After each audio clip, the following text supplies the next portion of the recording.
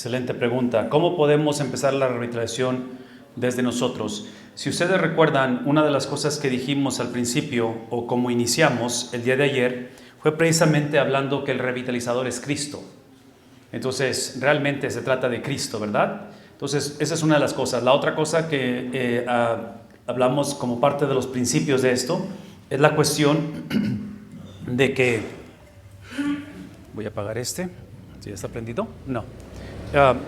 Es de que la revitalización es un componente corporal, no es de una sola persona, es de corporalidad. La manera que quiero responder a esta pregunta y haciendo esos comentarios como antecedente es precisamente la cuestión de... ¿Ya está?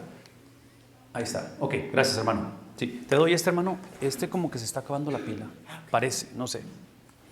La otra cosa que quiero mencionar en cuestión de cómo inicias contigo mismo es que no sé si hasta ahorita hemos captado o hemos... Estoy tratando de mover esto hacia atrás, ¿ok? Si hemos captado o si la ilustración ha sido clara, pero he tratado de presentar estos principios desde una perspectiva, y no sé si la palabra es integrada o integral, donde no haya distinción entre la vida personal de familia, hijos, matrimonio, padres, lo que sea, y vida ministerial. A la luz de la Biblia hay una sola vida, ¿verdad? Entonces, la manera en que quiero responder a la pregunta en cómo modelas la revitalización como líder es precisamente la cuestión cuando piensas en el matrimonio o la crianza de los hijos. Cuando piensas en la crianza de los hijos, estás pensando en términos donde la educación y la formación de los hijos, por mucho que se les instruye y se les debe de instruir, en realidad es una formación integrada, es lo que vemos, es cómo somos influenciados de una manera constante. Cuando pensamos, por ejemplo, en el modelo que presenta Moisés en Deuteronomio capítulo 6, el Shema, y habla acerca de esa reintroducción de la ley a una generación que nace en el desierto, cuando él dice, oye Israel, el Señor uno es, obviamente está hablando de la perspectiva monoteísta del judaísmo, que es una de las características que tiene esta nueva experiencia de conocer a un solo Dios, el Dios verdadero. Pero cuando dice la palabra oye, esa palabra oye no implica lo que típicamente entendemos, que pensamos en oír, en consumir, en acumular, en procesar información. Obviamente está implicado eso, pero es oye para actuar. Entonces, ayer hice una referencia donde dije que la doctrina siempre es relacional, la doctrina siempre te lleva a acción. Uno de los retos que yo voy a argumentar y voy a considerar es de que muchas iglesias potencialmente estamos haciendo muchas cosas, pero hay una doctrina muy débil o una doctrina confundida.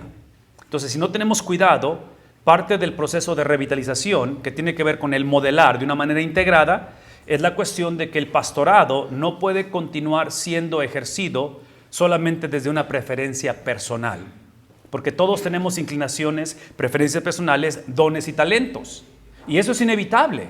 Entonces, si tienes un pastor que le encanta la música y es bueno para la música, lo más seguro es que su iglesia va a tener un ministerio de música muy fuerte. Es natural, es inevitable de esta manera, y no creo que sea problema eso. Pero sobre todo cuando vimos ayer la cuestión de pastores, maestros, apóstoles, evangelistas, todo eso, es por eso que queremos pluralidad en el liderazgo, para que haya una dieta balanceada en la vida de la iglesia. De otra manera, otra vez, si el pastor le encanta conectar con la comunidad y tiene una mentalidad o ADN donde su agresividad de estar allá afuera, la iglesia va a estar bien involucrada, pero potencialmente esa actividad va a ser a expensas de descuidar potencialmente la exposición de la palabra de Dios, o viceversa. Si el pastor es un teólogo, si el pastor es una persona de mucho estudio, de mucha capacidad, y potencialmente se pasa todo el día en la oficina estudiando y nunca está con su congregación, entonces a lo que voy es esto. Cuando vemos la cuestión de ese Deuteronomio capítulo 6 y hablamos de oye Israel, el Señor uno es, y empieza a delinear Moisés precisamente lo que significa que el Dios de la Biblia es uno solo, habla acerca de esa educación o formación espiritual de una manera integrada.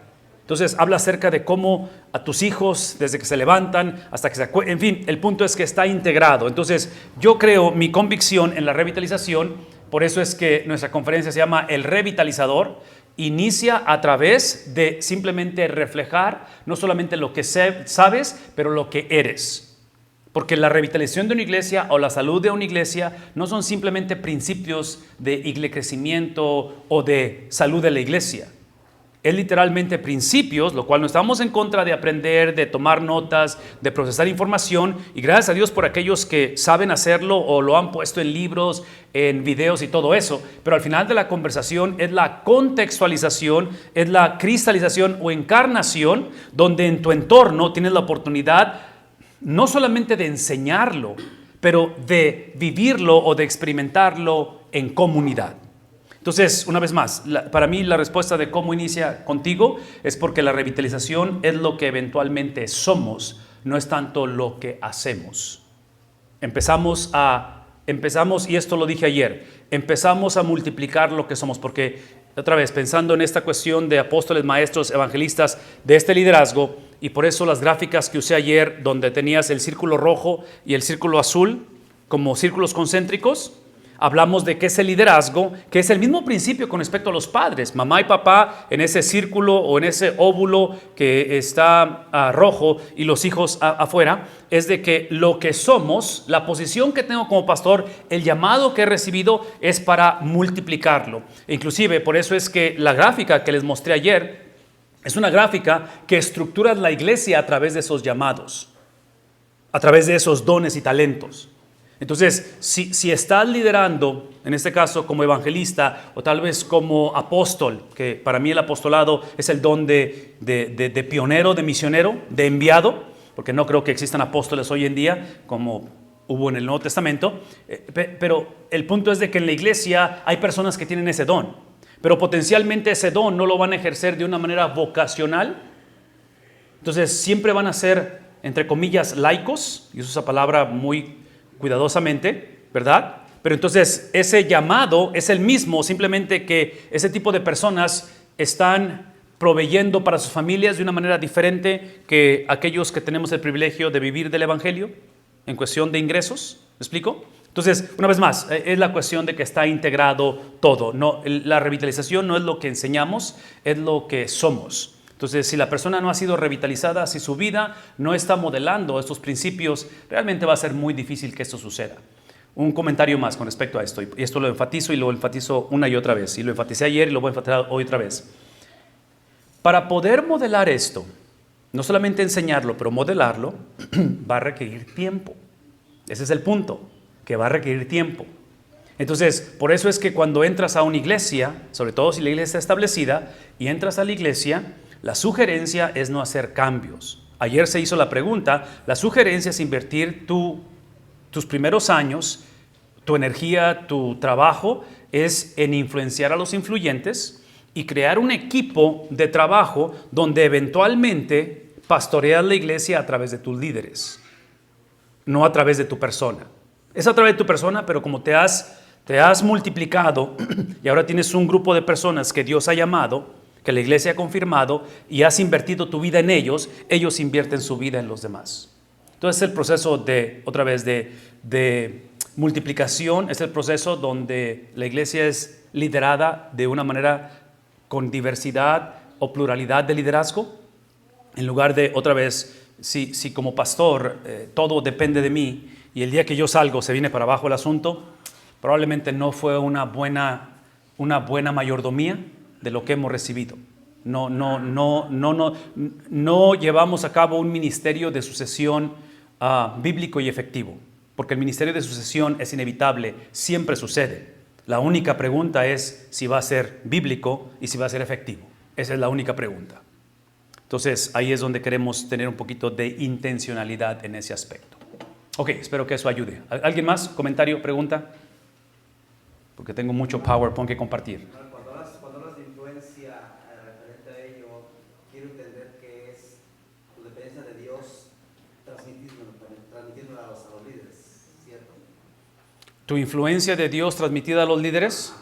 Ya, definitivamente, o sea, el objeto de la influencia no es de que la gente piense como tú, es el reconocer que esto es como la salvación. Y aquí esta pregunta me lleva a hacer una afirmación que estoy convencido que es veraz y que hasta cierta manera la conecto mucho con lo que el pastor Daniel ha estado enseñando, aún en la misma interpretación de la palabra de Dios. Porque una de las cosas o una de las reglas en la interpretación, voy a tratar de responder a tu pregunta, de la interpretación, es la cuestión de que en la interpretación de la Biblia, y no solamente de la Biblia, en cualquier literatura, pero vamos a hablar de la Biblia, es la cuestión donde tengo que reconocer o tengo que recordar que la palabra de Dios, siendo la palabra de Dios, revelada por Dios, pero Él ha escogido cómo la iba a revelar y hay un componente humano.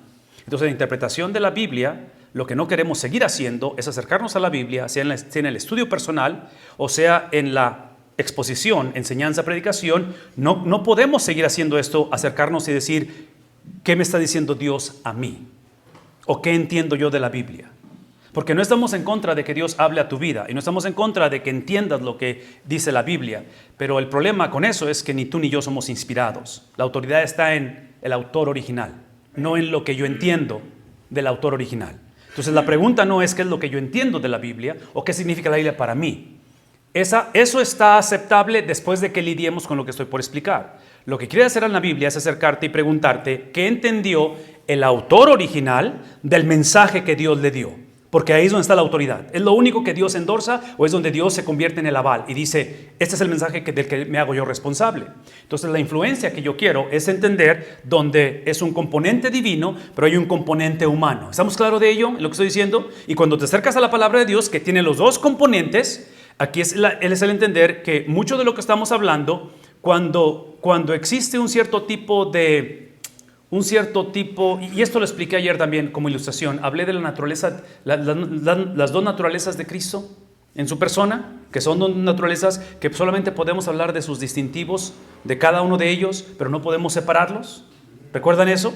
Entonces, es lo mismo que pasa aquí. En la cuestión de influencia, hay una influencia donde Dios es el que influye a la iglesia a través de aquellos que Él ha escogido, pastores, maestros, evangelistas. ¿Me explico? Entonces, ¿es Dios a través de quién? A través de los vehículos que Él ha establecido. ¿Está claro eso? Entonces, mi punto, parte de lo que quiero decir en esta respuesta, es de que la autoridad o liderazgo o gobierno pastoral tiene que ver precisamente con hombres y mujeres, la congregación, que entendamos que parte del trabajo es posicionarnos debajo de esos diseños o esa autoridad pastoral. Es obvio que esto lo conecto con lo que dije ayer también, de que el gobierno de la iglesia o la autoridad pastoral es con el propósito de influenciar o de expresar, de modelar, regresando a la primera pregunta, modelar el liderazgo de Cristo. Y el liderazgo de Cristo obviamente fue un liderazgo de servicio. Fue un liderazgo en el cual, lo dije ayer, estando en el aposento alto, sabiendo que iban a ser empoderados, ¿verdad? Posicionados, poseídos por el Espíritu Santo, capítulo 2 de Hechos, Cristo les recuerda y les dice, esto que van a recibir es ¿para quién?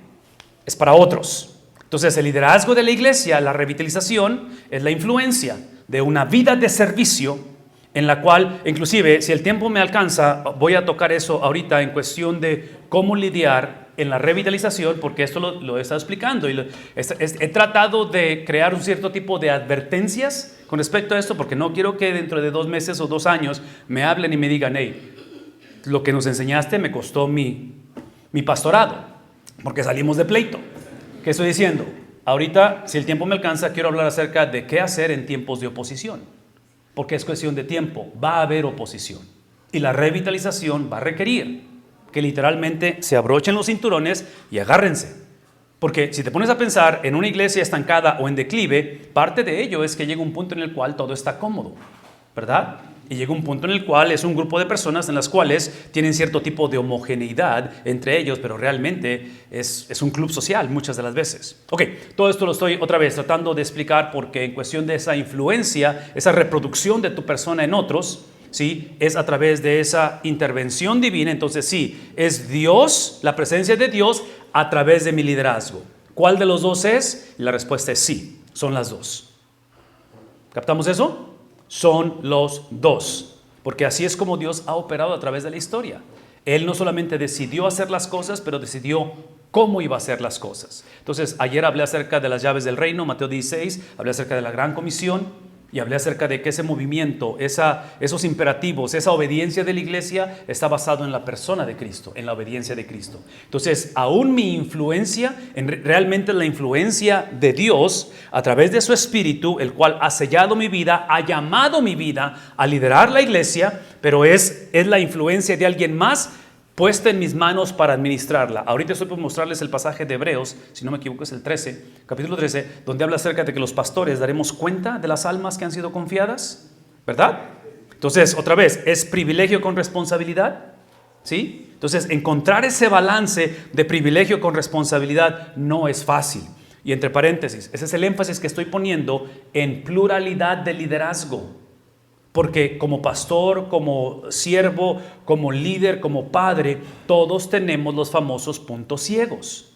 Entonces, encontrar ese balance entre privilegio de liderar la iglesia, de influenciar la iglesia, y esa responsabilidad donde el concepto de influencia no es que yo quiera hacer lo que yo quiero.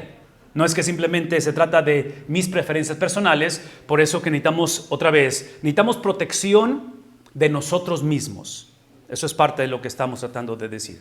Protección de nosotros mismos. Hermano, respondí a la pregunta, espero que la haya respondido. Pero es la combinación de los dos, parte divina, parte humana. Ok, ¿sí? Iniciamos, pastor, vamos a tener una mesa redonda, justamente mesa redonda Ok. alrededor de la una. Ok. Donde podemos dar tiempo ahora sí a algún tipo de preguntas para no ir tan desfasados con el tiempo, ¿sí? Entonces, si en el transcurso hay alguna pregunta que hacer, por favor pueden anotarla para que sean respondidas por nuestros ponentes en la mesa redonda que vamos a tener poquito después de la una, ¿sí? Ya no me funcionó esto otra vez, hermanos. Es que van a tener que ayudarme, por favor, ahí con el PowerPoint. Ok, si te puedes ir, por favor, ahí en el PowerPoint a Hechos capítulo 20. Es donde vamos a iniciar, porque ayer nos detuvimos en la referencia de Primera de Pedro capítulo 5, y hablamos acerca de Pedro hablando a los ancianos, a los líderes de la iglesia, pero en el capítulo número 20, o si tienen una Biblia, abran sus Biblias, empezando en el versículo 28, estamos hablando de este papel o de esa influencia o de esa multiplicación. Y haciendo referencia de esto, dice el escritor Lucas, entre paréntesis, un poquito de contexto con respecto al libro de los Hechos. El libro de los Hechos, ustedes lo saben o lo han recordado esto, pero básicamente, hablando de principios generales de interpretación, el libro de los Hechos es un libro en el cual hay un componente en que Lucas está documentando como historiador, en un contexto donde hay mucha hostilidad en cuestión de la cultura, donde hay una iglesia o iglesias donde hay confusión, porque la iglesia siempre ha estado en esa tensión irresoluble de confusión. Entonces, la tarea que se da a Lucas, hasta cierta manera, en su documentación, no solamente va a documentar lo que se conoce como el querigma de la iglesia, que es la predicación de los apóstoles. Hay 8 sermones, incluyendo al de Esteban, que están documentados ahí, pero empieza a narrar o a documentar, en este caso, la trayectoria de viajes misioneros del apóstol Pablo, la propagación del evangelio. Todo esto lo estoy diciendo porque conforme leemos esto, pensemos en términos de... Otra vez, piensen en términos del hogar. En el hogar como padres, en cuestión de hijos o nietos, tenemos un componente de corrección, donde aplicamos disciplina, estructura, cómo funcionamos como familia, pero hay un componente de nutrir, de amar, de que la persona florezca. Entonces, como dije hace un momento, en el hogar, el reto es el balance. Porque si tienes disciplina sin amor, potencialmente va a crear rebeldía. Pero tienes puro amor sin disciplina, va a crear...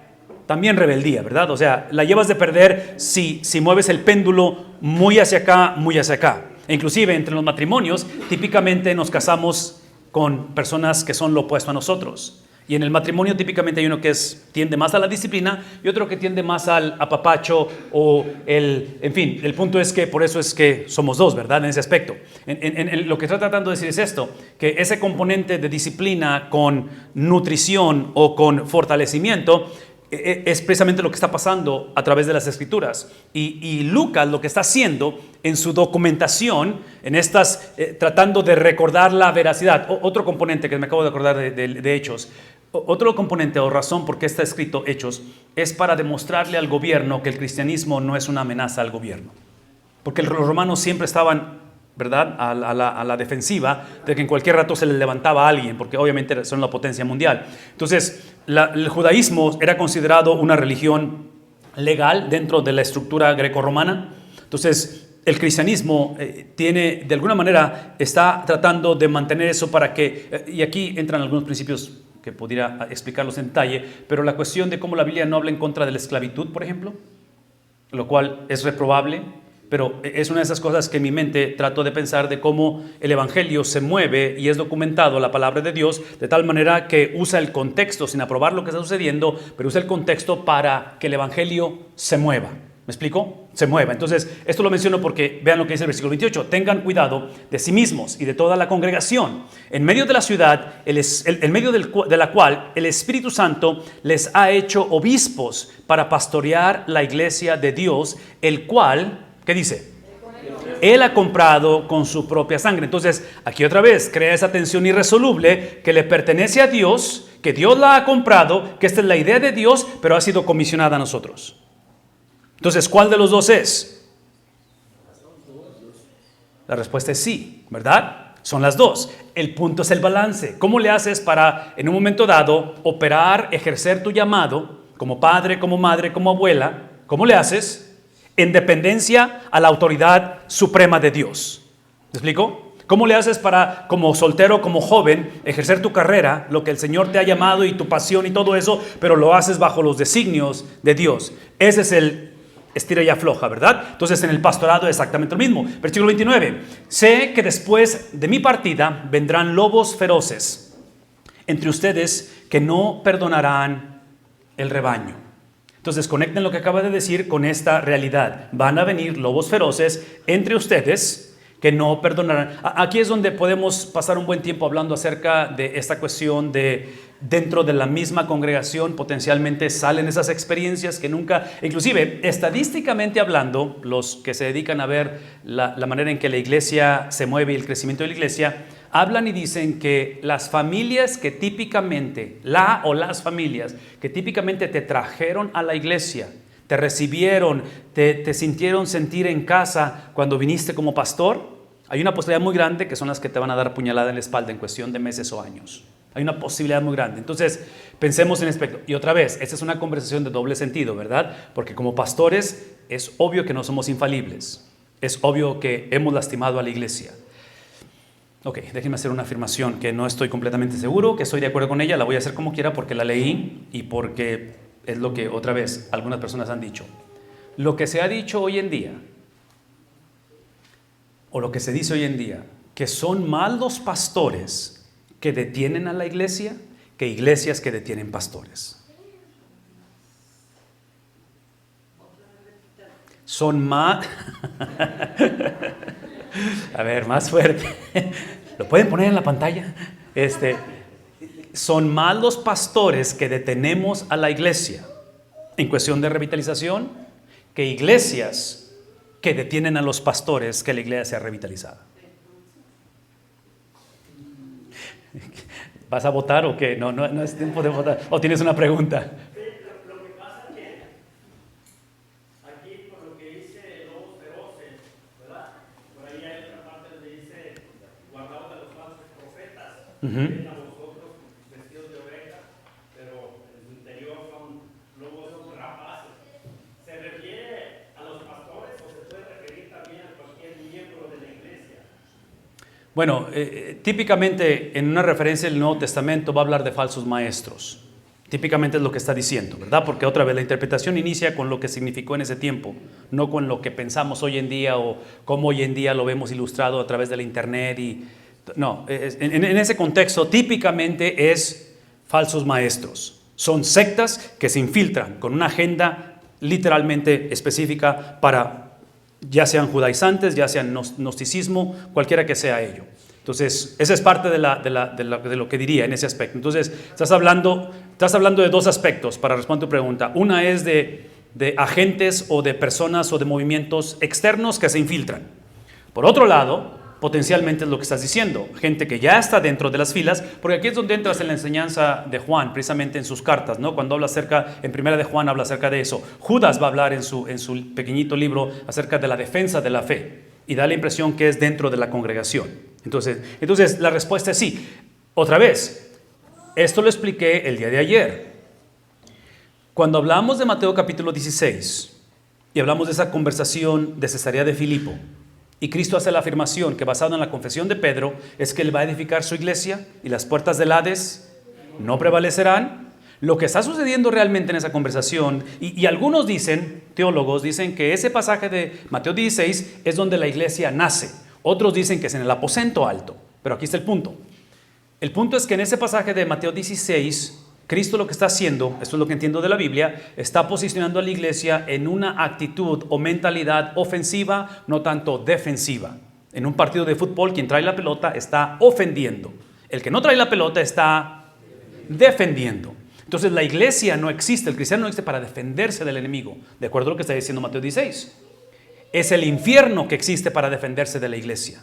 ¿Por qué? Lo expliqué ayer. Porque hay dos venidas de Cristo, ¿verdad? Lo cual, el pastor Daniel estaba hablando acerca de esta época intertestamentaria, ¿verdad? Entre los dos testamentos, que una de las corrientes o mentalidades que se desarrollan es precisamente la cuestión en esa época donde empieza a haber el judaísmo, empalmar de las eras. Los judíos siempre habían entendido que la era de maldad que había iniciado a través de la caída del hombre es una era donde otra vez la maldad reina, donde Satanás es real, pero esa era terminaría cuando llegara Mesías, ¿verdad? El Mesías prometido. Pero el judío solamente anticipaba una sola venida. ¿Cuál fue el problema con eso? De que cuando vino Cristo, Él viene con ¿cuántas venidas? Dos venidas. El judío anticipaba la segunda venida como la primera venida. Él no quería al Cordero Santo de Dios que quita el pecado del mundo. Él quería al León de Judá que viene a enderezar las veredas. La pregunta de los discípulos en Hechos capítulo 1 versículos 7 y 8 cuando dice restaurarás ¿qué cosa? El reino. ¿Quieren la segunda venida cuándo? Ahorita. Ahora, si yo soy judío, estoy en este tiempo, les doy el beneficio de la duda. Probablemente quiero lo mismo, ¿verdad? Entre paréntesis, la cuestión del evangelio de la prosperidad, que no es evangelio, es una corrupción, son falsos maestros, ¿verdad? De la prosperidad, lo que están haciendo realmente es que están haciendo promesas que son verdad hasta que Cristo regrese por segunda vez. Pues una vez más, mucha de la predicación del evangelio de la prosperidad son promesas que se van a cumplir hasta que Cristo venga por segunda vez, pero ellos lo anuncian como que lo puedes obtener ¿cuándo? Ahorita, si mandas tu ofrenda, ¿verdad? O si tienes la fe suficiente. No es cierto.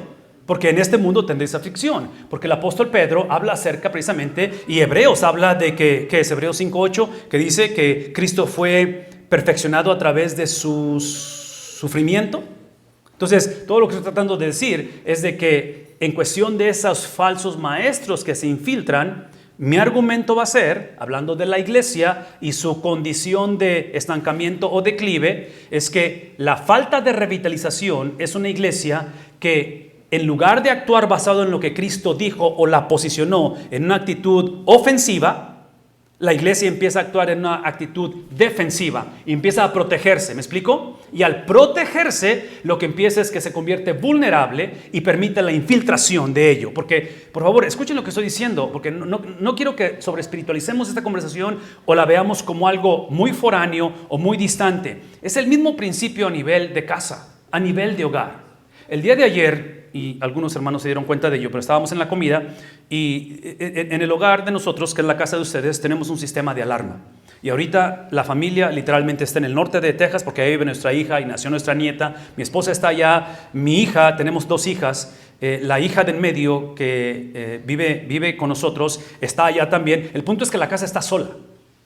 Y ayer, estando en la comida, nos llegó una notificación que la ventana se rompió. Que la ventana de la casa está rota. Entonces, la casa tiene como 5 días sola. ¿Me explico? Entonces, automáticamente, todos empezamos a hablarnos y decir, ¿qué onda? ¿Qué onda? Y el punto es que llegó la policía y le pedimos a unos hermanos que fueran ahí. Aquí está mi punto. Si esa fue la reacción inmediata, que el día de ayer tuve que sacrificar un poco de mis flautas por esa famosa alarma, ¿ok? Y lo hacemos en cuestión de posesiones materiales, ¿verdad? Porque es nuestro hogar. ¿Cuánto más sería si mi hija estuviera sola? Y esto pasa ayer. ¿Qué es el punto? De que el día de ayer, porque es obvio que nos preocupa nuestra casa, pero si hubiera estado mi hija sola, hubiera sido muy diferente las llamadas y a quién le hablo y cómo reacciono. ¿Por qué? Porque se trata de mi hija y no solamente eso, porque mi trabajo, mi papel y mi privilegio es proteger a mi hija o a mi esposa. Yo tengo la impresión, por lo que leo en la palabra de Dios y lo que estamos leyendo, que esa es la misma actitud que debe tener el pastor para con la iglesia. Entonces, en un momento dado, el problema no es que alguien trate de meterse a la casa. El problema es que como padres, si estamos ausentes, si somos descuidados o somos apáticos o simplemente hay desamor, podemos ver a la hija o al nieto en problemas y decimos, pues que se la figure, ¿no? Eso sería algo muy trágico, ¿verdad? Porque en un momento dado no es el riesgo que está pasando la persona, es la indiferencia que tiene aquel que debe de protegerla. Cuando hablamos ayer acerca de estructura de la iglesia, este es mi ruego, mi súplica, esto es lo que quiero que de alguna manera nos llevemos. Preguntémonos si nuestros líderes que Dios ha posicionado y que la iglesia ha firmado, la estructura de la iglesia les permite interrumpir unas flautas para atender a la necesidad de la iglesia. Porque la mayoría de las iglesias, y digo la mayoría, muchas de nuestras iglesias tienen estructura que aun cuando los pastores queremos proteger, la iglesia no se deja proteger. Porque tiene una estructura de autosuficiencia, autonomía de la iglesia, o no sé cómo le quieran llamar, pero al final la iglesia está bajo esta amenaza constantemente y en un momento dado el problema no es la amenaza que es latente, es que la iglesia está desprotegida porque tiene sistemas que los honramos y somos más fieles a ellos que realmente al liderazgo de Dios a través de sus líderes o a través de sus pastores. ¿Tiene sentido lo que estoy diciendo? Entonces la pregunta que tenemos que hacernos es, como pastor, si la iglesia se deja proteger y como iglesia, si me dejo proteger por aquellos que Dios ha encomendado para proteger. No sé si respondí a la pregunta, pero espero que esto ayude. Y necesitamos hacernos esta pregunta. Versículo 31. No, perdón, estamos en el 29 y el 30. Dice, también de entre ustedes mismos se levantarán algunos hablando cosas perversas. Estoy respondiendo a la pregunta que acabas de hacer. Para arrastrar a los discípulos tras ellos. Está anunciando la realidad, ¿verdad? Bajo ese contexto hostil es que el evangelio se está moviendo. Por lo tanto, basado en todo lo que hemos dicho, versículo 31 dice, ¿qué cosa? ¿Qué dice el 31? Por lo tanto, vamos al que sigue, hermano. Por lo tanto, ¿qué dice? Estén alertas. Otra vez, Cristo en el capítulo 16 de Mateo posiciona a la iglesia en una actitud ofensiva, ¿verdad? Ofensiva. La mentalidad de la iglesia de liderazgo es siempre ataque. La revitalización es ataque. Por favor, escúchenme. Es obvio que el ataque, la alerta, la agresividad, aún voy a usar la palabra violencia, la cuestión de proactividad es a través de las armas de la milicia del evangelio. ¿Cómo atacamos? De la manera en que atacamos en el hogar, la manera en que yo protejo a mi esposa, protejo a mis hijos, no solamente es amándolos, pero aquí hay un principio bíblico, ese es un principio importante, porque otra vez, nuestra tendencia es ver la vida, la Biblia, la interpretación en blanco y negro. La Biblia la manera en que los hebreos comunicaban la verdad no era a través de un sí o un no. Muchas veces era en un contexto donde suena como una paradoja, como una contradicción de ello. Y menciono esto porque en el amor que siento por mi familia, por mi esposa y por mis hijos, y ahora mi nieta, el amor que siento por ellos, que es profundo, y no quiero usar la palabra incondicional, pero la voy a hacer, es incondicional. Ese amor, si alguien los amenaza, va a conocer mi ira. Porque del amor produce la ira. Entonces, cuando se trata de la persona de Dios, o es un Dios de amor o es un Dios de ira. ¿Quién es Dios? Las dos cosas, ¿me explico? Y hoy en día, porque imponemos nuestros lentes culturales en la palabra de Dios y venimos de contextos de vidas de padres que fueron muy recios y que llegaron al abuso, ¿verdad? No hubo amor, no hubo cariño. Nuestra tendencia es pastorear de esa manera. Mi tendencia es tratar a mi esposa y a mis hijos de esa manera, porque así es como fui criado. En la última iglesia que pastoreé, si por alguna razón algunos se me subieron y se abusaron y todo eso, ¿qué dijimos? No vuelve a suceder. Por lo tanto, de lejecitos a todos, y va a ser con la ira de Dios, ¿verdad? Entonces, todo texto lo uso como pretexto para literalmente empezar a decirles lo que les he querido decir y no les puedo decir en una sesión de negocios porque me corren. Entonces, menciono todo esto porque Por eso es que en la interpretación de la Biblia y en la dirección ministerial no podemos continuar dejando que el componente personal, trasfondo histórico, experiencias personal previas sean el motor de arranque de cómo... Todo eso va a estar incluido, pero no puede ser el motor de arranque. La manera en que lo he ilustrado anteriormente es que si esto fuera un tren de locomotora, tienes la locomotora en la parte que es lo que guía, tienes los vagones y el último de los vagones, allá le conocemos como cabús, que es el vagón que es como cuadradito, que hasta donde entiendo es una recámara donde los maquinistas descansan. Cuando pensamos en la vida del ser humano, pensamos en la locomotora como el espíritu, porque no tenemos un espíritu, somos un espíritu, ¿verdad? Entonces, el componente es que a nivel espíritu es donde sucede instantáneamente la persona pasa de muerte a vida, de tinieblas a luz admirable, es donde la persona es regenerada en su espíritu. Es salvo en su totalidad, pero simultáneamente, otra vez, es esa tensión irresoluble, simultáneamente es progresivo. ¿Sí? Instantáneo y progresivo.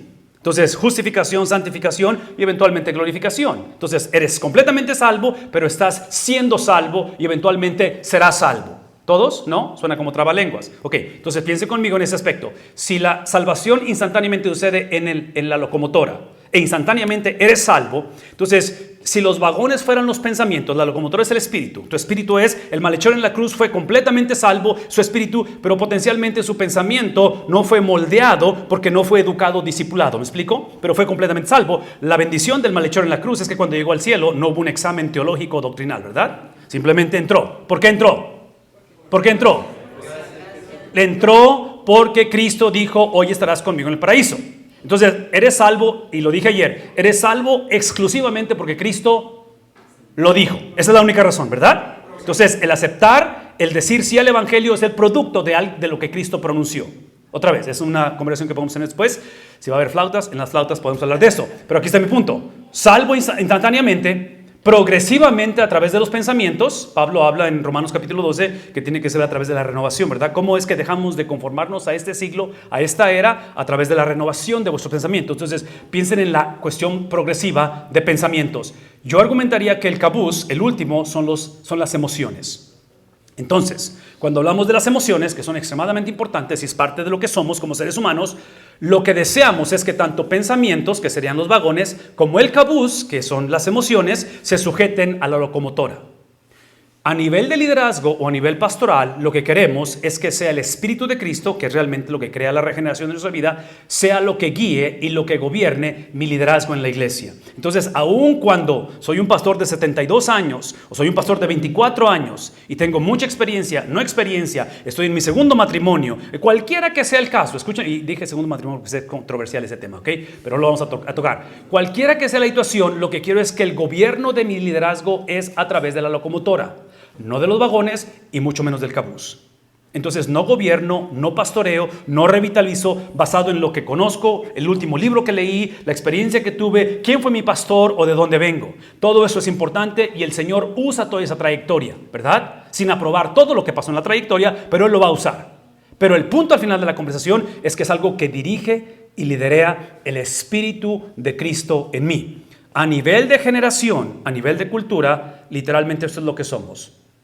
Somos una cultura que está gobernada por el cabús. Eso es lo que somos. Y no estoy hablando del mundo, estoy hablando de la iglesia. Nuestras iglesias hoy en día, el cristiano promedio, la familia promedio, que estoy hablando de ti y de mi familia, típicamente nos acercamos al Señor gobernados por lo que sentimos. Tomamos decisiones a través de lo que percibimos. Entonces, menciono todo esto porque cuando la vida, el matrimonio, la persona, y literalmente vive en una condición opuesta a lo que debe de ser, eso no implica que perdió la salvación, porque el espíritu ahí está todavía, simplemente que está contristado, o es la clásica, que para mí es una contradicción de términos, es el cristiano carnal. Véanme tantito. Todos sin excepción pasamos por esto. No podemos decir de esta agua no beberé, y no podemos decir, este ejemplo que está, me estoy acordando del tío, si mi hija estuviera aquí. No, estamos hablando de ¿quién? Estamos hablando de nosotros, porque la persona que no reconozca esta posibilidad probablemente ya está ahí. Es una característica de los que están ahí, que no lo van a reconocer, que no vamos a aceptar esto. ¿Me explico? Ok, todo esto lo estoy mencionando porque en cuestión de esta revitalización o esta experiencia donde potencialmente no estamos alerta es porque aún con buenas intenciones, con un buen deseo, con una buena entrega que hacemos al ministerio, si no estamos siendo gobernados por la locomotora, si nuestra vida no es gobernada por ello, potencialmente el apellido nos va a salir de repente. Vamos a depender de las circunstancias, de quién dice sí, de la popularidad, cuántos likes me dan en Facebook o si mi gente está escuchando la predicación de alguien más. Entonces mi autoestima empieza, ¿sí? El ego empieza, ¿me explico? Y todo eso es inevitable, hermanos. Entonces no estoy diciendo que nada debe suceder, es simplemente que cuando suceda tengamos un plan de acción, cómo lidiar con ello. Y otra vez, aquí la posición o la actitud es proactiva o la posición ofensiva en lugar de defensiva. ¿Tiene sentido esto? Ok, versículo 31. Necesito que me digan cuando me quedan 5 minutos, ¿ok? Alguien tiene que decirme, por favor. Dice, esto es lo que quiero que hagan. Quiero que estén alerta porque no estaban alerta. Recordando que por 3 años, de noche y de día, no cesé de amonestar a cada uno con lágrimas. Otra vez, aquí está la tensión irresoluble. ¿Amonesté con qué? Ok, entonces la amonestación no es porque amo la versión futura de la iglesia o la versión futura del Hijo. Te amonesto porque te amo sin aprobar lo que haces. Paréntesis. Este concepto de amor incondicional, que creo que existe, y lo veo en el contexto de los pactos de Dios, cómo Dios pacta, y hay pactos que son incondicionales. Capítulo 15, versículo 17 de Génesis. Es cuando Abraham es llevado en su sueño profundo a tener una visión y se aparece Dios y le ordena que sacrifique y parte el sacrificio en pedacitos y derrama la sangre, y quien pasa sobre la sangre es esa antorcha, la gloria Shekinah, ¿se dice? Sí, la presencia de Dios. Vean lo que voy a decir. Ese es un pacto incondicional, porque lo que está diciendo Dios es, normalmente en los pactos, literalmente el pacto, quien camina a través de la sangre es el inferior de los dos. En el contexto de las peleas que había en aquel tiempo, un rey conquistaba, un rey era derrotado, y en el pacto que hacían, quien pactaba o quien caminaba por la sangre era el rey que era derrotado, porque lo que está haciendo es que el arreglo que estamos haciendo ahorita, o el pacto que estamos haciendo, literalmente el rey está diciendo, el inferior o el derrotado está diciendo al rey que conquistó, hey, estamos de acuerdo con esto, y la sangre lo que simboliza es que si este pacto es violado, el precio a pagar es mi vida. Eso es lo que significa para ellos, es la cultura de ellos. En Génesis capítulo 15, es el mismo contexto. La única diferencia que no es Abraham el que camina por la sangre. ¿Quién camina? ¿Quién camina? El que camina es Dios.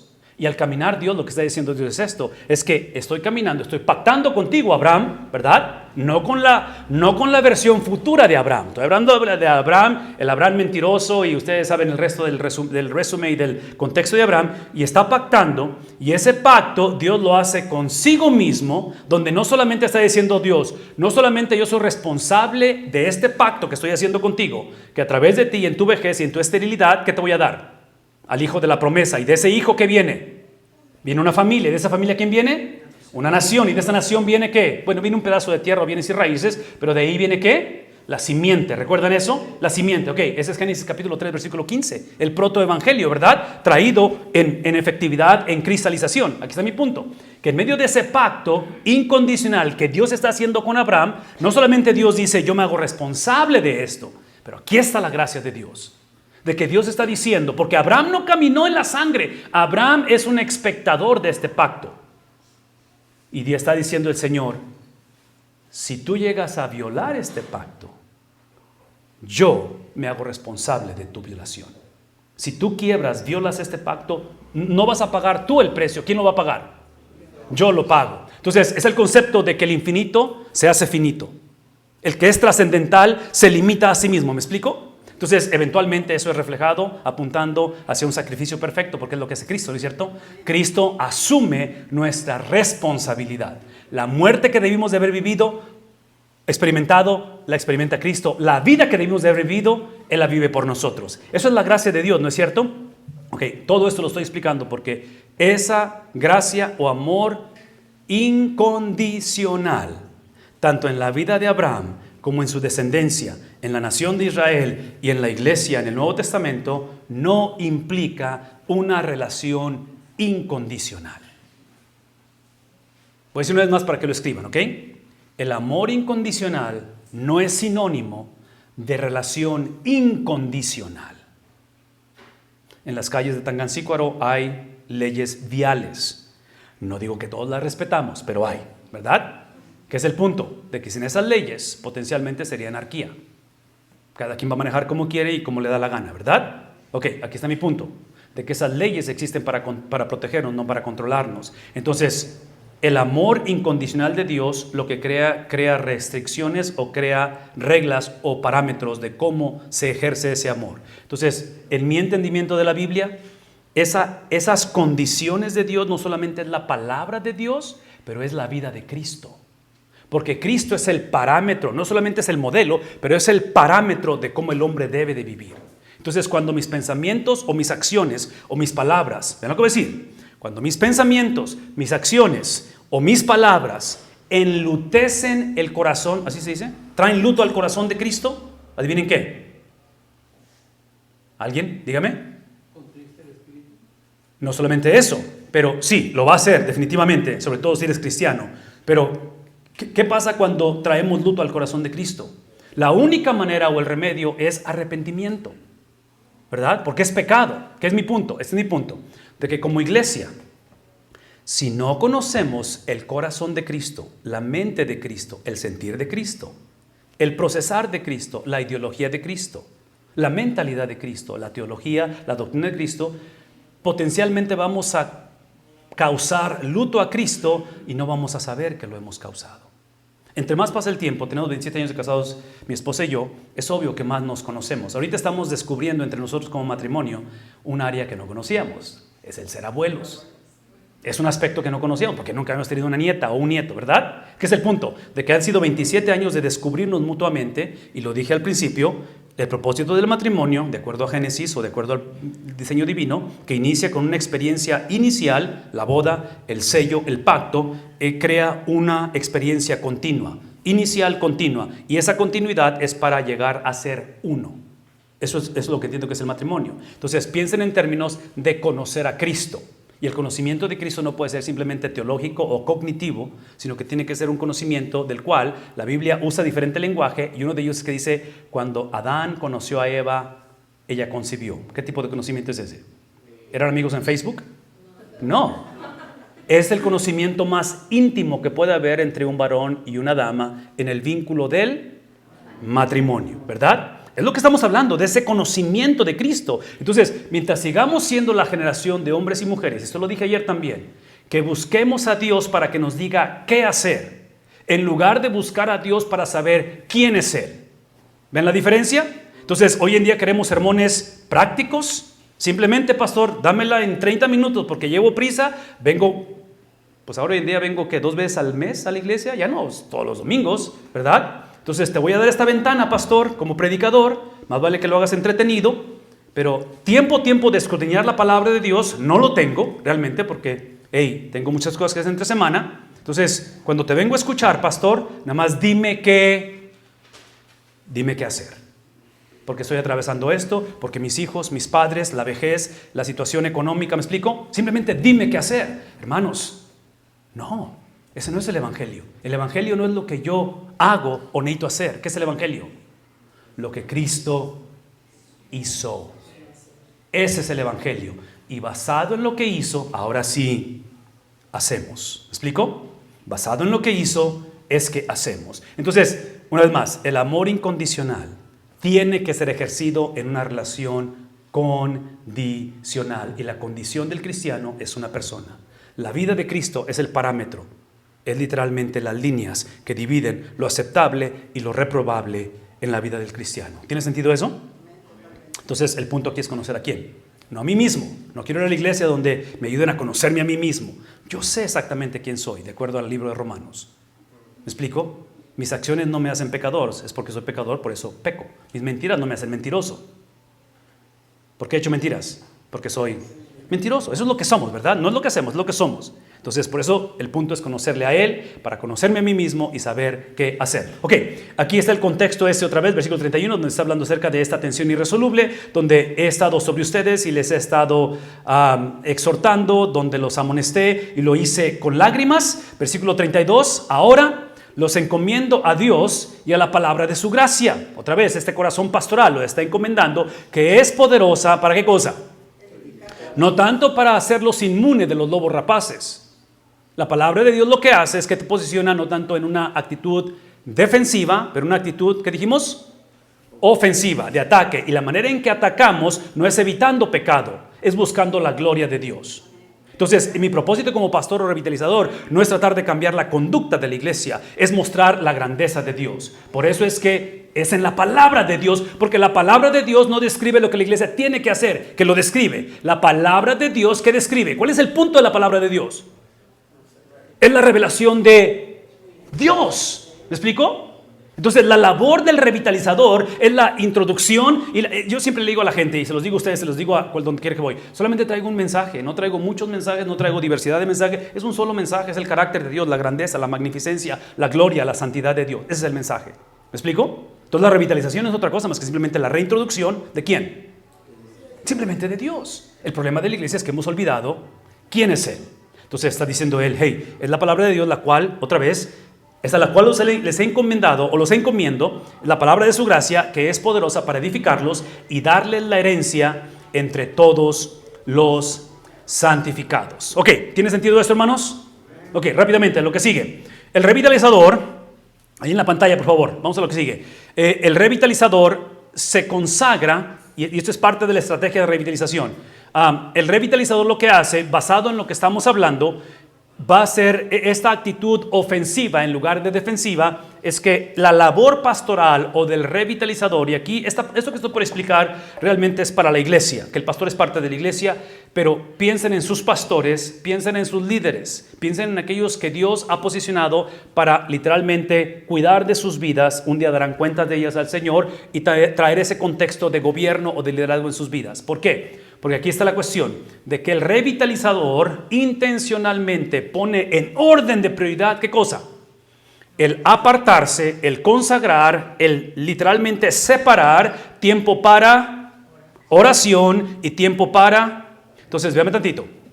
Yo voy a decirlo una vez más y doy el beneficio de la duda a cada pastor, empezando conmigo mismo, porque todavía me quiero, ¿ok? Es la cuestión de que mi tendencia es pastorear basado en lo que es preferencia para mí. Basado en lo que sé, en lo que domino, en lo que es mi zona de confort, ¿se dice?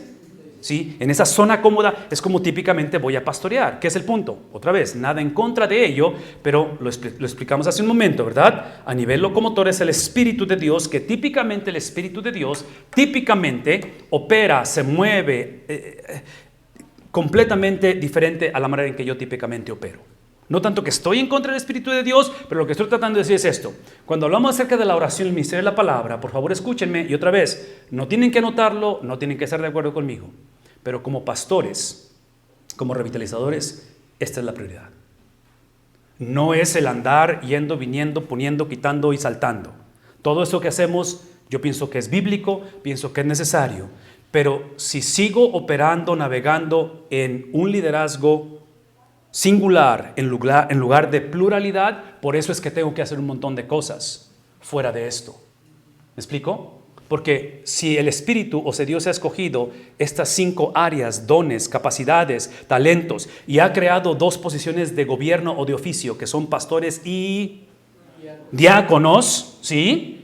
Si esto es lo que Dios ha estructurado, cuando ese diseño es violado o es practicado a medias o es practicado convenencieramente, porque otra vez los diáconos es un sinónimo de que van a echar pleito y todo ese rollo, vean lo que voy a decir. Esto es aquí es donde se paga el precio. Se paga el precio en la tarea, en el diseño, en lo que fue la idea original para el revitalizador que tuviera su responsabilidad. Vamos a lo que sigue. Hechos capítulo 6, versículo 4. Y nosotros nos entregaremos a la oración y al ministerio de la palabra. ¿Sí? Piensen en términos de protección, piensen en términos de nutrir y proteger, que en mi opinión personal, pienso en mis hijos, pienso en mi nieta.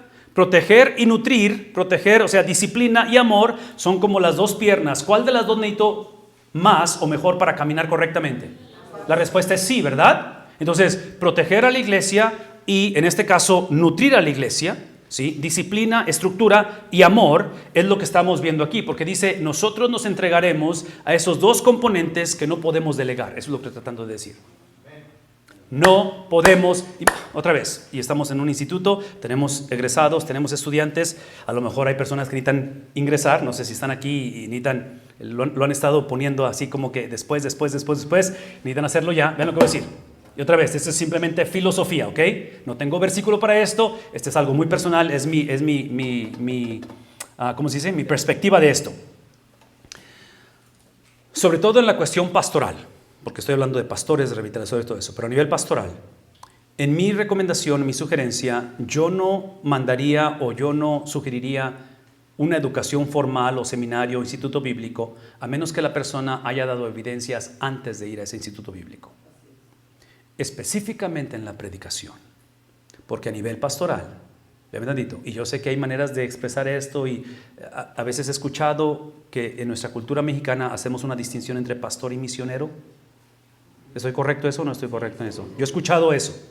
Ok, nunca he preguntado, no sé exactamente qué significa eso y estoy obviamente abierto a escuchar y todo eso, pero otra vez estoy hablando de mi entendimiento de la palabra de Dios. La oración y la predicación son cosas no negociables y son cosas que no puedes delegar si Dios te ha llamado al pastorado. ¿Puedo aportar algo? Claro, claro. La Escritura nos enseña que cuando el Señor iba a elegir a los 12, oró toda la noche. Ujú. Y después vemos que llamó a los que él quiso para estar con él, es el primero, para estar con él. Ujú. Esto habla de intimidad con nuestro Señor Jesucristo. Ujú. Y después dice para ser enviados. Entonces no puede haber una cosa sin la otra. Definitivamente no. Y en este caso, obviamente que esa expresión o experiencia de Cristo de llamar a sus discípulos fue única en la historia, porque es obvio que Cristo venía por un periodo de tiempo limitado, cronológicamente hablando. Él sabía que su tiempo en la tierra estaba limitado como ser humano.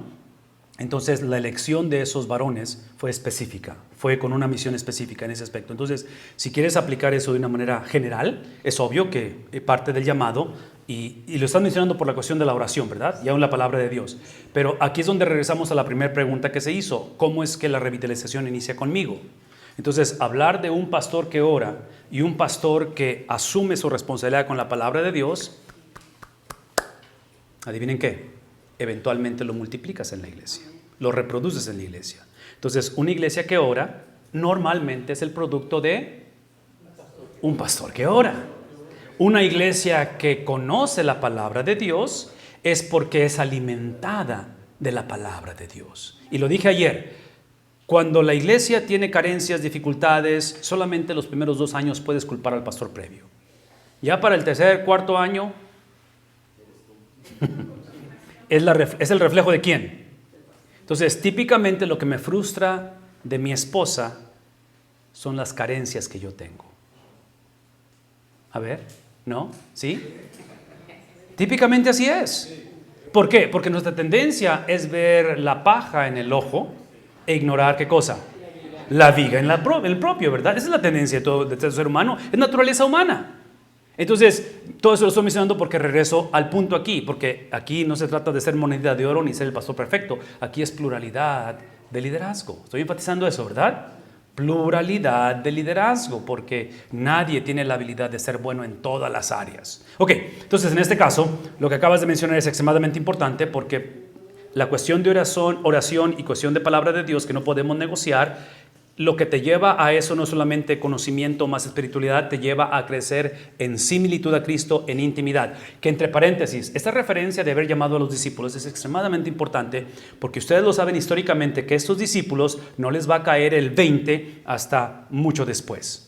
Entonces, aun cuando fueron testigos, y Pedro lo va a negar, Judas va a salir con su domingo 7, que es el punto, de que es obvio que ese llamamiento no es porque calificamos, ese llamamiento es simplemente porque Él califica y Él escoge de acuerdo a su voluntad. Va a pedir cuentas de ello, pero somos responsables de eso, ¿verdad? Ok, gracias hermana, eso es un buen recordatorio. Ok, entonces aquí está hablando acerca de algo que es prioridad para el revitalizador. Vamos a la que sigue. El equipo de revitalizadores, otra vez lo estoy poniendo en pluralidad de liderazgo, y hablé de esas 2 posiciones de oficio que son pastores y diáconos, en lo cual estamos hablando acerca de un fundamento. Vamos a la que sigue. El fundamento, rápidamente, y quiero leer estos pasajes de una manera rápida con respecto a los requisitos para los diáconos. ¿Por qué? Una vez más, y les voy a dar la versión condensada porque nos tenemos que ir, pero hasta donde yo entiendo, los requisitos son los mismos del diaconado y del pastorado, con la única diferencia es que el pastor tiene que predicar la palabra, el diácono puede predicar la palabra, no tiene que. Pero en cuestión de cualidades o lo que califica, es exactamente lo mismo. ¿Ok? Aquí está el punto. De la misma manera, porque ya vino hablando, y otra vez, hermanos, esto es Timoteo, ¿verdad? Entonces, el contexto de estas cartas pastorales, ¿cuál es? Es el contexto de nutrir y el contexto de exhortación. ¿Por qué? Porque la iglesia estaba siendo infiltrada por lobos rapaces, por falsos maestros. Entonces, otra vez, es como ayer cuando sonó la alarma. Todos fuimos al rescate a ver qué onda, qué está pasando, ¿verdad? No nos pusimos a orar a ver qué pasa por la casa, aunque oramos, pero es actuar, ¿verdad? Es oración y actuar cuando la situación está en peligro. Entonces, estas cartas están dadas con un sentido de urgencia. No es una carta que Pablo está diciendo, ponla en oración, a ver qué piensas, no lastimes a nadie, que nadie se ofenda. Es una cuestión de urgencia porque a nadie le preocupa más la salud de la iglesia que a quién. Es a Cristo, que es el pastor de la iglesia, ¿verdad? Entonces es palabra de Cristo para la iglesia, ¿a través de quién? A través de aquellos que Él ha posicionado. ¿No estamos conscientes de ello? Una vez más, ¿está la iglesia a través de quién? Hay un diseño, no se está consciente. O sea, si se ponen a pensar, y otra vez es un tema controversial y se las voy a aventar la bomba ahí como quiera para que la consideren, a lo mejor en las flautas podemos hablar de esto, pero el problema de Génesis capítulo 3, Génesis capítulo 3, la caída del hombre, tiene que ver con la violación de un diseño. En cuestión de varón, en cuestión de dama. ¿Estamos conscientes de ello?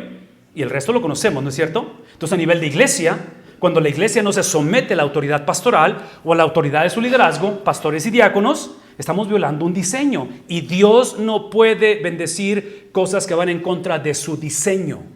No estamos conscientes de ello.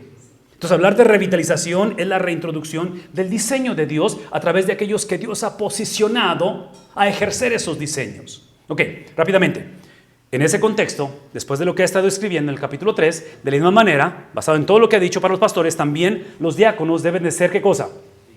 Porque estaban siendo indignos, estaban negociando el evangelio, sus conductas. Es la clásica mentalidad del gnosticismo infiltrándose, esta mentalidad griega, donde separaban convenencieramente convicción y estilo de vida, doctrina y ética. Entonces no importa cómo viva, nada más con que crea lo correcto. ¿Cómo suena eso? ¿Cómo suena eso? ¿Cómo suena eso? Háblenme.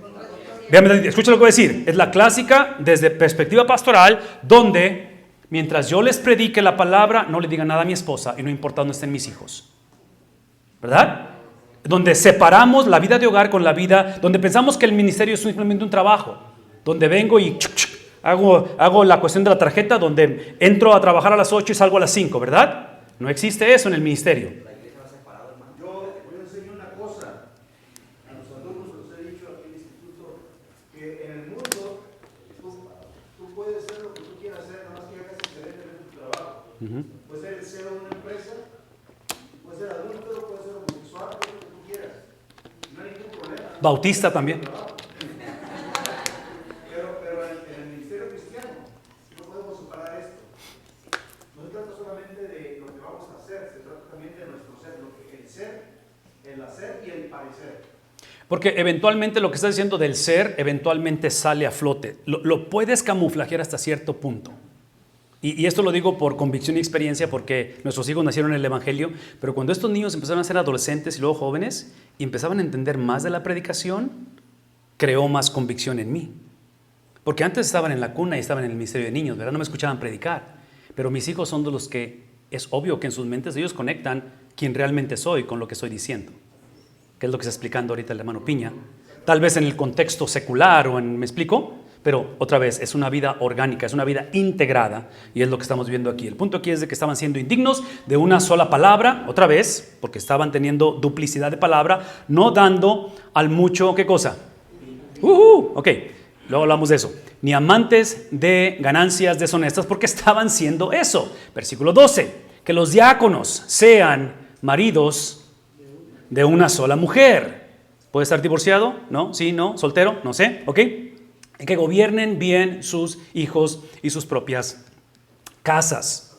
Diáconos, a diferencia de los pastores, otra vez, pueden, pero no tienen que enseñar la palabra de Dios. Es la única diferencia que yo entiendo o veo en la cuestión de las cualidades o de los requisitos que aparecen aquí. Con esto termino en cuestión de la función, y esta es una lista grande. Este PowerPoint se los voy a entregar, y lo que voy a hacer, porque no sé cuántos pudieron descargar la aplicación o no, pero yo voy a mandar el enlace donde pueden sugerir esto, donde pueden solicitar esto al pastor Piña, y ya ustedes comuníquense con él, ¿verdad?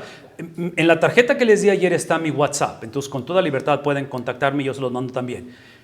Ok, rápidamente, hermano, muévete aquí a lo que sigue, porque con esto que voy a leer ya va a ser lo último. Uno más. En la función, uno más.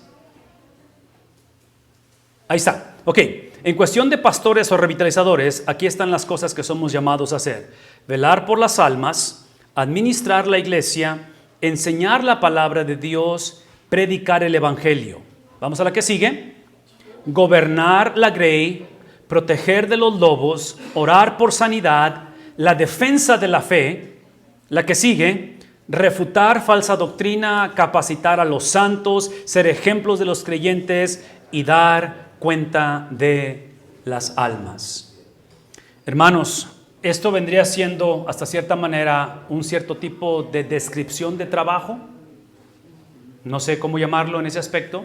Entonces, una de las prácticas que yo tuve y he tenido a través de los años como pastor, cuando he pastoreado una iglesia, ahorita estoy pastoreando una iglesia como interino, pero ya estoy saliendo de ese periodo en las próximas semanas. Pero lo que hice por muchos años es usar el mes de enero para hacer una serie de sermones que siempre le titulé igual. Fueron diferentes sermones, pero el título era el mismo. Le llamaba Informe de Gobierno. Porque lo que hacía, usando la cuestión de los presidentes, lo que hacen, porque lo que hacía es que en ese mes de enero usaba los 4 domingos para introducir la doctrina de la eclesiología. Entonces le recordaba a la iglesia quiénes somos y qué hacemos. Y otra vez, se los mostré el bosquejo que les mostré al principio, donde estaba la cristología, misiología y eclesiología. Entonces eso lo desgloso y lo uso de diferentes ángulos. Aquí está mi punto. Cuando hablo acerca de esta descripción de trabajo, en el contexto de pluralidad de liderazgo, yo recomendaría que todo pastor o pastores hagamos esta evaluación constantemente. Así como la iglesia es introducida a este informe de gobierno y trazamos una visión o trazamos hacia dónde vamos este año o el énfasis que se va a hacer, cosas por el estilo, a través de la doctrina de la eclesiología, yo diría que los pastores necesitamos ser evaluados y potencialmente entre nosotros mismos como pastores si hay pluralidad de liderazgo. El problema cuando no hay pluralidad de liderazgo, y escuchen lo que voy a decir, cuando no hay pluralidad de liderazgo calificado, hay 2 tendencias posibles aquí que yo las consideraría muy, ¿cómo se dice? Muy arriesgadas, mucho riesgo. Número 1, es que el pastor le dé cuentas a personas no calificadas. Comités, ¿saben de qué estoy hablando? ¿Sí? Esa es una que me preocupa cuando ese es el caso, con un sistema que yo considero no bíblico. La segunda opción es mucho más problemática y caótica y de más riesgo. Es que el pastor le dé cuentas a nadie. A nadie. Que simplemente, ¿me explico? Actúa por su propia cuenta. O la clásica es que le da cuentas a Dios. ¿Qué significa eso? ¿Verdad? O sea, es como cuando hablamos de la familia. Los hijos a los padres le dan cuentas, la esposa al esposo. ¿Y el esposo a quién? ¿A quién? ¿A quién? ¿A Dios? ¿Ya nos vamos? ¿Cómo que a Dios? Otra vez, ¿qué significa eso? Suena muy subjetivo, ¿no es cierto? Suena muy espiritual. ¿A quién le da cuenta el papá, el esposo? A la suegra. No, ¿a quién? ¿A quién le da cuentas? Si los hijos son a los padres y la esposa al esposo, ¿a quién le da cuenta el esposo? ¿Quién es el representante de Cristo en la tierra? Es la iglesia. El esposo da cuentas a la iglesia. Necesitamos hombres, pastores, ancianos, diáconos, que estemos bajo sujeción para modelar eso en la vida de los varones en el hogar, en la iglesia. Típicamente esto lo hacemos, ¿saben cuándo lo hacemos, hermanos? Cuando se andan divorciando y buscan consejería, porque ya el daño es irreversible. ¿No es lo que hacemos en la consejería? Tratamos de que tengan un sentido de responsabilidad y que alguien les ayude. ya es un poquito tarde, hermanos, porque no creamos los sistemas apropiados y una doctrina y eclesiología que sea reproducible. Entonces, como pastor, quiero modelar lo que es estar debajo de otros, donde mi liderazgo y mi autoridad nunca es suprema. Siempre estoy debajo de alguien. Siempre estoy dando cuentas a alguien. ¿Me explico? Porque eso es lo que estoy pidiendo que la gente haga. Que mis diáconos hagan, que mi congregación haga, que mis hijos, que mis jóvenes, en fin, es algo reproducible. Déjenme orar.